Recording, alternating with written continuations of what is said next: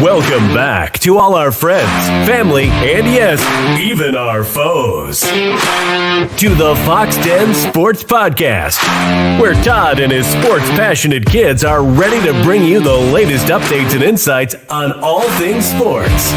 So sit back, relax, and enjoy the show.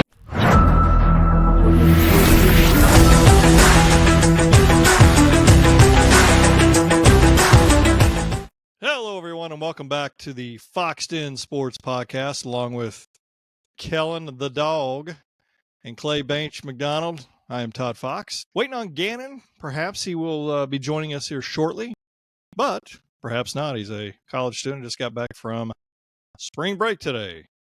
But let's go ahead and jump right into what we were going to discuss tonight. Beginning with March Madness, you got the Final Four set with Duke and Houston playing against each other, and Auburn and Florida.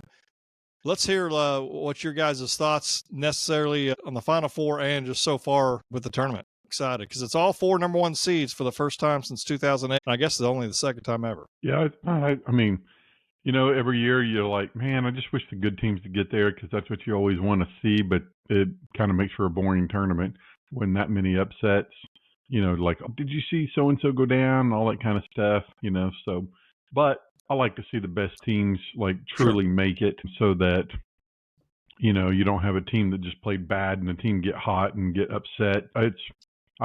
You'd hate it if you had won 28 games in a year and got upset by a team that won 17 or something like that in a bad league. But everything pretty held true. Usually when they tout a really good conference, they usually tank in the tournament, but the SEC just mopped up. I mean, obviously they're going to have a lot of losses because there's so many teams in it, but did played really well. You got two teams in the Final Four, and what was there, 4 in the Final 8, or is there 5? Tennessee, Alabama. I think that was it. That was 4. Tech. Probably if they hadn't played each other, we probably might have got a couple more in, but sure. Anyway, so yeah, I think that's just my take on the tournament. Wasn't not bad. It's been kind of fun watching the top 4 teams play against each other.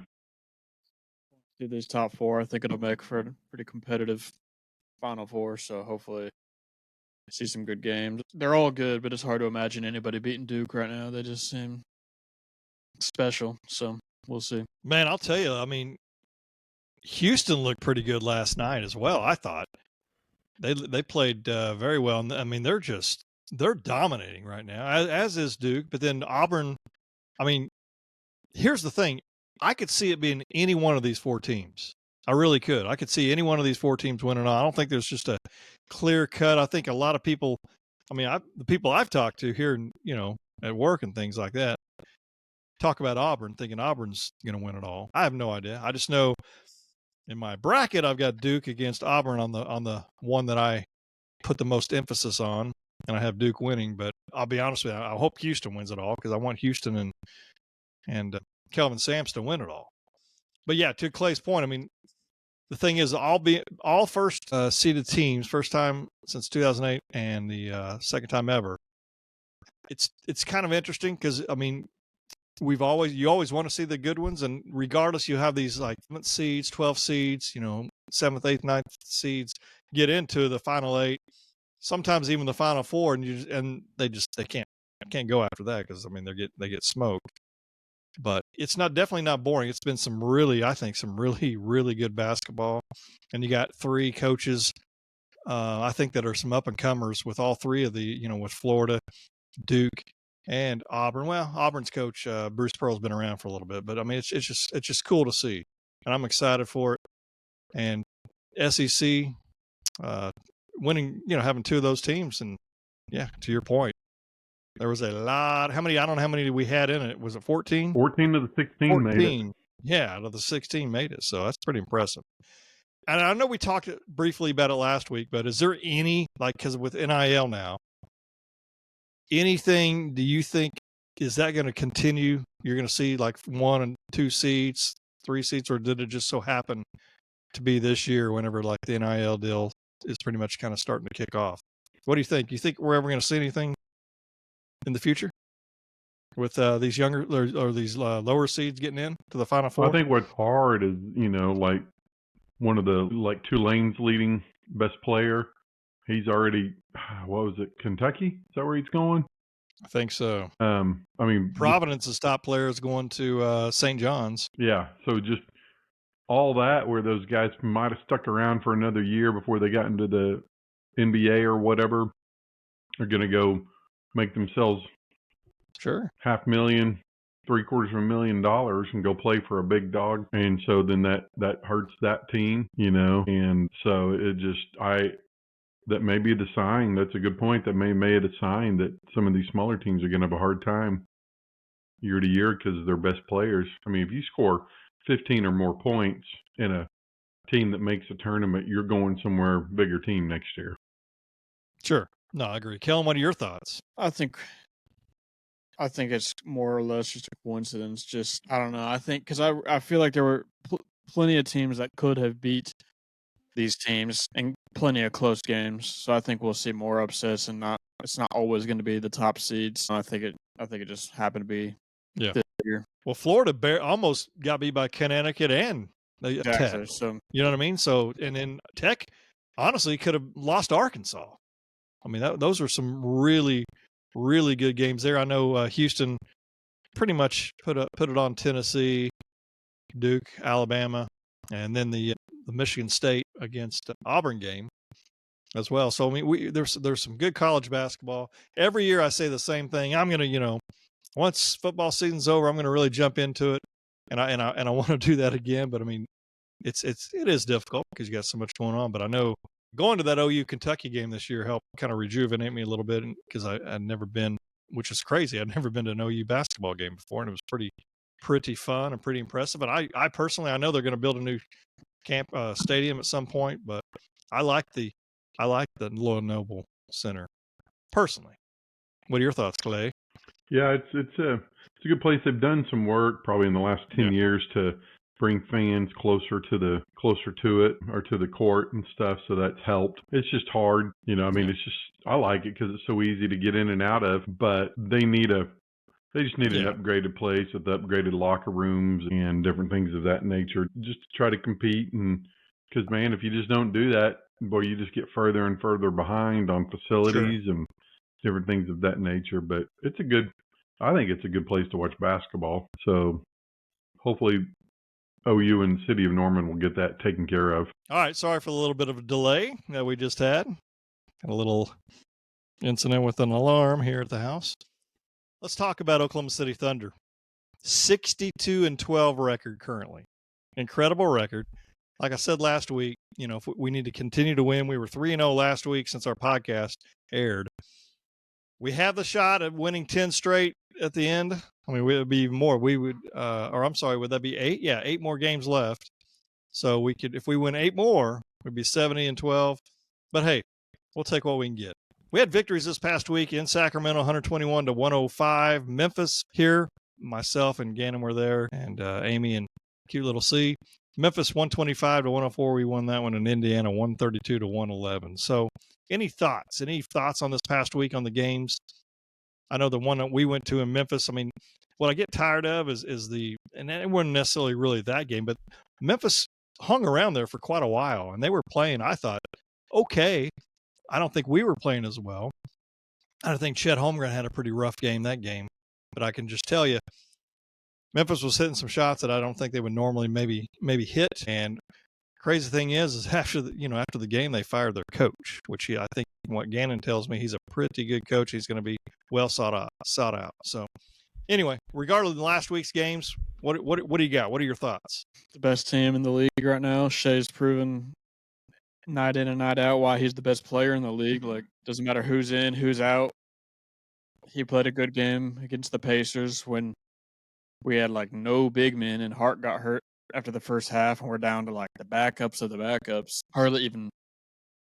Really not even running a big man half the time. Shea still went out there and put the team on his back. J-Dub proved that game too, that when Shea sits, he can just go crazy for a little bit, give you some spurts of energy to keep the points coming. Pacers even tried to switch it up on us and go fast paced to try to they could catch up, and we then beat them at their own game. And I don't know. It's just proven every day why we're the best.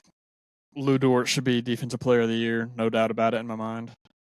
I hope so. It's not going to happen, but he should be. Guards don't get much respect for it, but he doesn't have a lot of.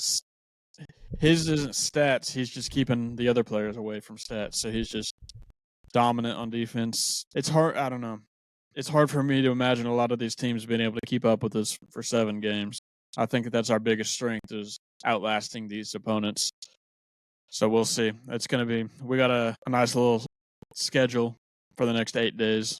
So it's going to be interesting to see how we do there. But we'll see. I agree. Clay? Yeah, I don't know. When is Hartenstein supposed to come back? I think he's playing tonight. Oh, is he? Okay, so it's that game.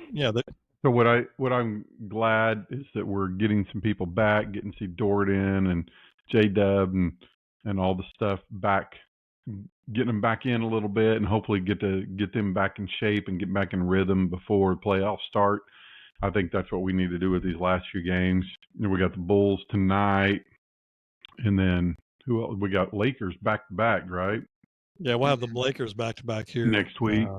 Yeah, we got Detroit Wednesday night. So here's the games till our next podcast comes up. We'll have 4 games against Chicago tonight, Detroit on Wednesday, Friday at Houston, and then Sunday Lakers, Tuesday Lakers. Yeah, and then they'll have 3. So I imagine they'll probably play everybody against the Lakers because what do you get fined if you're on national TV and you don't play your people? $100,000. We'll see how where the Lakers are and where the Thunder are that Tuesday. It could be a bunch of G Leaguers playing against each other. But I like just getting them all back in rhythm, getting them back in, and so we can be at full strength when we get into the playoffs. So it'd be pretty interesting to see how we end up and just not get anybody hurt. That's really the only goals. Who cares about winning any games now? Sure. Of course, I would like 70, but I don't think it's going to happen anyway. This is the best Thunder team record-wise of all time currently. But here's some interesting facts that have occurred. Thunder have 48 double-digit wins this season. They still got 8 games left, which is second history behind the 50 that happened from the 1972 Los Angeles Lakers. They had Will Chamberlain, Elgin Baylor, Jerry West, and a guy by the name of Pat Riley. Here's another crazy stat. Thunder have led by 15 points or more for 884 minutes, and they've only trailed for 855 minutes this year. That's an incredible stat there. That's just dadgum. They are rolling. Any thoughts on when it gets crunch time and they're not going to be, I wouldn't expect them to win by 15 plus or 10 plus a whole lot in the playoffs. Maybe it's possible. Any thoughts on when it gets crunch time, if they'll be able to perform? I mean, I think you ask that about anybody. I mean, nobody has that many crunch time games, and it could be tough, but they're more experienced than they were a year ago, and you just if they can just remember to. I think that was the thing from the Thunder team with Westbrook and Durant and Ibaka and Harden and them was they just lost their mind in the last 2 minutes. Sure. And just forget who they were, and just remember who you are. Get it to SGA, go pop that 15-footer, and let's win the game. And we can remember to do stuff like that. And if they, and if they collapse on him, somebody's going to be wide open, kick it out, and make the 3. If we don't, we ran the play. I mean, I think that's what you remember. Everybody's always complaining about Westbrook and Durant just dribbling around and not passing it because they were all just going to take a heave from 30 feet out. So I don't know. I'm not too worried about it. I mean, we're not going to go undefeated in the playoffs, so we're going to lose some games. No. So some of them will probably crunch time, and here comes that conversation. Well, they should have played closer games throughout the year. Well, give me a break. Win. Yeah. Totally agree. Kellen, I know you have no doubts with SGA in the playoffs. Give him the ball. Make some magic happen, right? Oh, of course. I mean, he is clutch. He's proven to be clutch over I feel like he was like one of the leaders the last few years. It's just we're the team with the fewest clutch minutes this year. So that's a stat he's not, and he misses nearly probably 20% of fourth quarters right now. I don't know. He might have dropped a little. He misses. Yeah, But right. No, get him the ball, and he just has a vision. Like I think it was against the Pacers when it was him and Case and Wallace just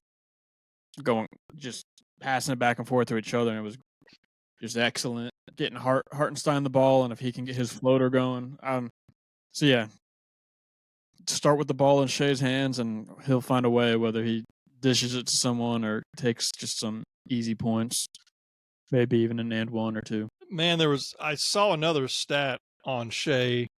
I do not have it on me right now. The one that I texted you? Yeah, was that it? His points?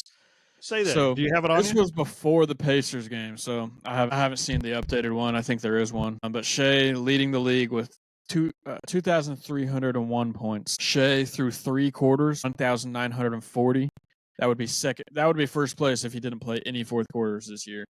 He'd still be beating Anthony Edwards by 38 or 28. If you took away all of Shea's 3-pointers, he would be second place in the league in scoring. And if you took away all of his free throws, he would be 5th place. I don't know. People just don't understand. They are witnessing something just absolutely incredible this year. I've never seen anything like it. Yeah, and it could be the beginning, right? You got to win one to win two, and so on, to be thought of as a champion. And they have that chance, this could be the first one. We hope it's the first of many this season, and we'll be able to look back on these kind of seasons like this and be like, how great was this team? I know we have the return of Josh Giddey tonight and Billy Donovan, but this is Giddey's first game back, and he's played fairly well. I know what's crazy is I've seen some comments saying the Bulls won this trade and things of that nature. Is what it is, whatever. Did you guys, what I wanted to talk about real quick is on our way home the other night, is whenever he hit that shot against the Lakers. Did you guys see that? Yeah. That was the most incredible 10 seconds in a basketball game I've seen in a long time. For sure. What did we say, 11 points scored in 10 seconds between the two teams? 3 threes by the Bulls and a 2 by the Lakers. That was amazing. I know. Then LeBron made that bad pass, and Giddey stole that, dished it back out to the kid from North Carolina. Can't think of his name is escaped me for a minute, but and then he hits it. Was it Rivers goes down, hits the shot, and then Giddey with that. I don't know what it was, a half-court shot. Was it more than half-court? I don't know, but it was a fantastic shot. And I don't know if you guys saw, there was a photo out there of him shooting it, and then LeBron just kind of watching from the background. Fantastic. Love to see the Lakers lose. Not a LeBron fan at all. At all. Speaking of Rivers, did you guys see the ominous warning he gave to the Thunder that says when the playoffs come and they allow people to be more physical with him, meaning SGA, to where he's not getting all those calls, it's going to be a rude awakening. Any thoughts on that? On him making a comment like that? One, he's going to score either way. He gets a lot of and ones. You guys foul him because he scores so much. 2, he does not average as many free throws as what people think. We're winning by double digits. Okay, you take away Shea's 10 free throws a game, if that. I think he's averaging 9 something. Like, okay, we're still winning by these games by 15 to 20. Plus, I don't know. We might have talked about this already, but we have like some of the most free throws against us, and we have like 3rd lowest for us or something like that. It's gonna, if what everybody's saying is true, it's gonna end up helping us. So I'm not too worried about it. Yeah, it's ridiculous when people say that just to try to get the refs fired up, because that's their way of complaining without getting fined. And so it's SGA is going to get us points, and but it's so you can sit there and say that. Well, okay, here comes Dort, Wallace, and Caruso in your face now. If you're not going to call fouls. Right. So we got 3 of them going to be able to shut you down. So if you're going to call it like that, all right, we'll just hold you to 90 points and beat you 104 to 90. Correct. No, it's exactly what I was going to say. You have they're going to call or not call as many fouls, and you're able to be a little bit more physical. I mean, we got some dudes that are going to be all over some players, and you got Chet, who's going to be blocking shots like crazy, and you got Caruso and Dort. I mean, it's going to be fun, and I cannot wait. Our whole team is aggressive on defense. So that'll only do us favors. We will take that all day, every day. I just heard today on the radio that since January 1st, the Thunder is number one in defense and number one in offense. Yeah. That's And incredible. Like not for the entire year, but just since January. Sure. I think we've been number one in defense the entire year. Right. And then offense, we've started increasing a lot in these last few games, scoring 130, 140. No, it's gonna be magical. Cannot wait for this playoff season to start. And now, real quick, we're gonna go to one of our sponsors.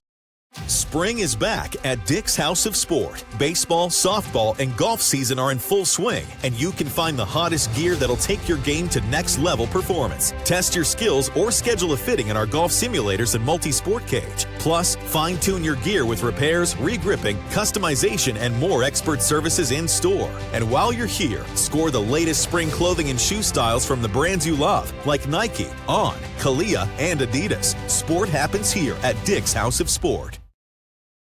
And Clay, you've got one as well you want to read. Most certainly. Crafted with passion, treat yourself to a culinary delight meticulously prepared by our talented chef. Every element of your pizza is crafted with love and precision, from the the juiciest tomatoes to the softest dough. Quality ingredients.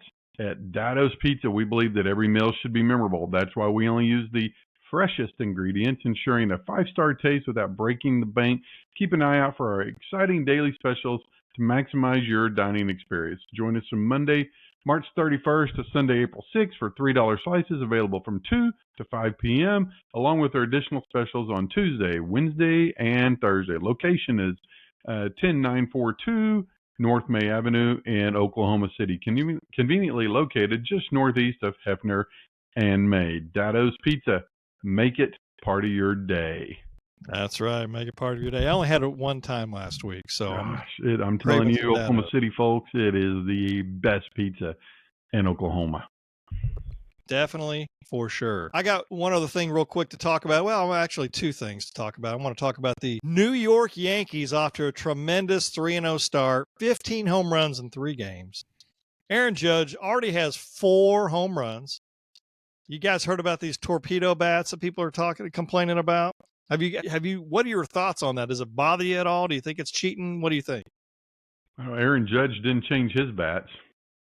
He's like, hey, I was a home run leader last year. I'm not changing my bat. Sure. So it's just, I don't know. To me, baseball is kind of a superstitious sport. And, I mean, those guys have been playing with one type of bat for 15, 20 years, however long they've been playing. And then all of a sudden they change, and it's going to make them that much better. So I don't see it. I see it tapering off. But if they, in their head, thinks it makes them hit better, then whatever. It's legal. They've checked with Major League Baseball, and Major League Baseball said it was legal to do. So, all right. Yeah, it's definitely legal. So that's no problem there. It's just a great start for the Yankees. How are your Reds doing so far? I think they're 1-2, maybe 1-3. Yeah. De La Cruz just hit a home run. Did he? Is that one of your players? Yep. Is that your player? That's my guy, my shortstop. You beat me in fantasy last week. Kelvin, I think you that won. You? Yeah, you beat me. No way, Jose. I didn't know who that was. For my third baseman there. Kelvin, you won. What about the Braves? Anything with the Braves you hearing, or what are they talking about? I saw one of their outfielders, I think it was, got suspended for 80 games for some roids or something. Probably some performance enhancing drug. He wasn't the PED. Yeah, they are. Holy cow! Looks like they're. Just see some datos and you'll be fine, man.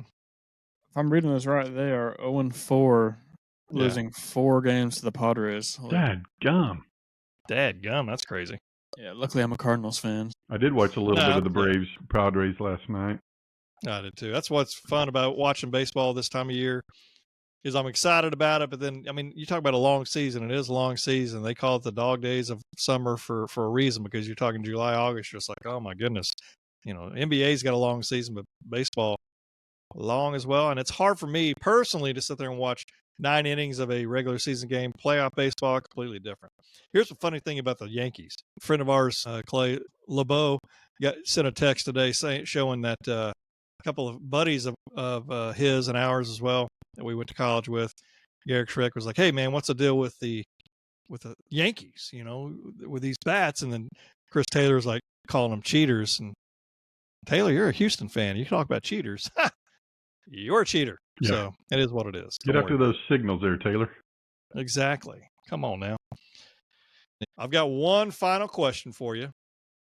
One final question. If you won $250 million lottery tonight, what's the first thing you're doing? So you get $250 million. What are you doing?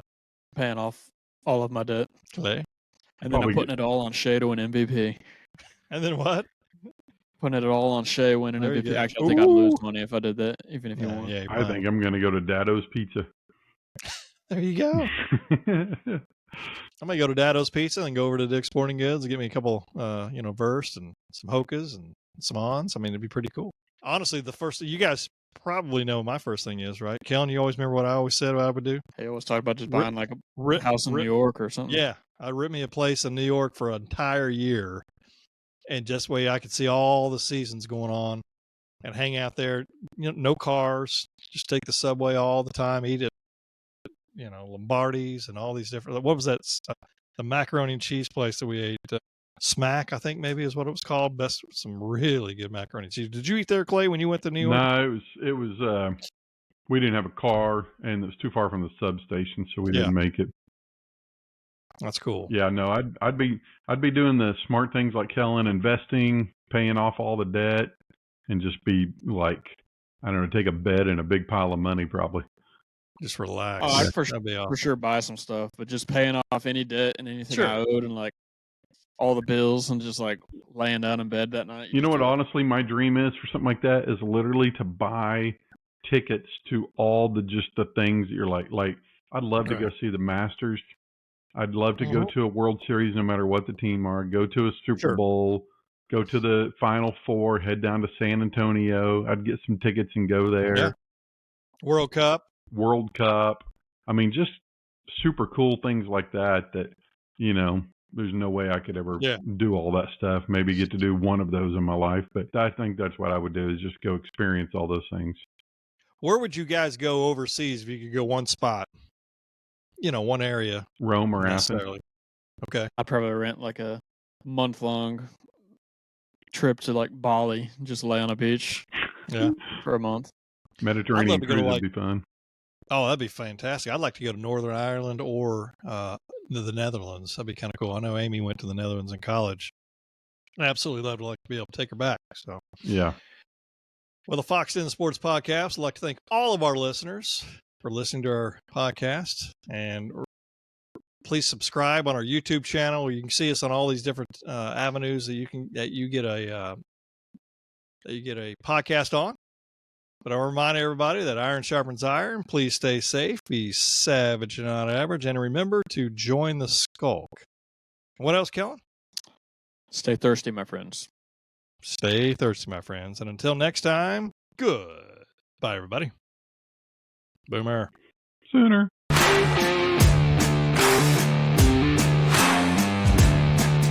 Thank you for listening to the Fox Den Sports Podcast. Be sure to subscribe for free to our YouTube channel, Fox Den Sports.